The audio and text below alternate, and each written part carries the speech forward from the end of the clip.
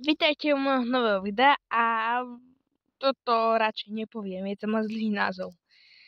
Takže toto je viac menej múzeum lode a bolo tam akože celkom pekne, ale ešte predtým vám spomeniem môjho hlavného sponzora 01523.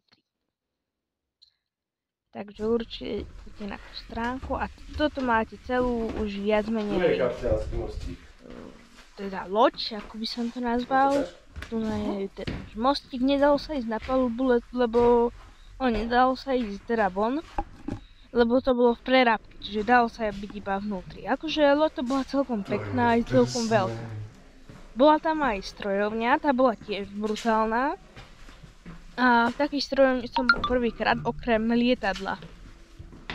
Tam ale nebol strojovňa, ale teda múzeum Shinsheim. To je jedno podľa mňa z najlepších múzeí, v ktorom som bol. Bolo tam veľa lietadiel a ešte technické múzeum Shinsheim sa mi zdá. Alebo technické múzeum, už neviem presne názov. Ale tak nejak to volá. A ak ešte máte like a odber, prosím vás ho dajte. Tým podporíte moju tvorbu a určite si pozrite aj môj novší kanál Toby Traveler Special, na ktorom mám zatiaľ iba 2 videá. Určite niečo na ňom musím vydať.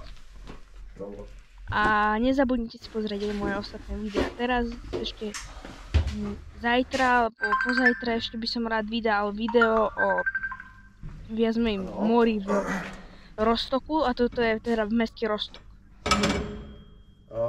Toto je teda tá strojovňa, ktorá bola celkom pekná. Čo? Ja som iba tak rozmýšľal, no, tam môžem to pozrieť. Môžem, ale tam tá splatnosť keď vezmete a tam boli určite aj nejakí ľudia, neviem, ak niekto z vás bol v takomto niečom, určite mi napíšte.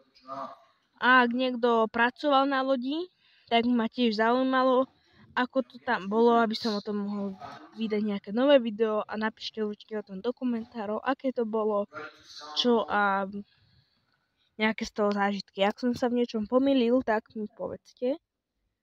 Ale taký trocha rešpekt bol pred tým, že keby sa to plavilo, teraz ti tam dole a náhodou roztrhne to železo. Neviem, aká je to pravdepodobnosť, nemyslím si, že veľká, minimálna podľa mňa, ale musí to byť troška taký stres.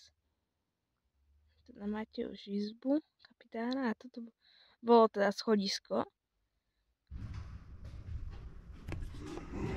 A toto už bolo viac menej posledná paluba.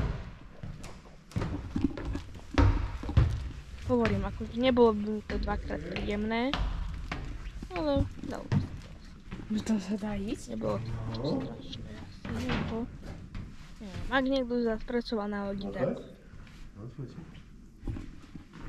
veľká puška to musela byť podľa mňa. Ak aj na výletnej, tak tam viac menej, ak sa nemýlim, tak jeden človek pracuje viac vecí. Napíšte to.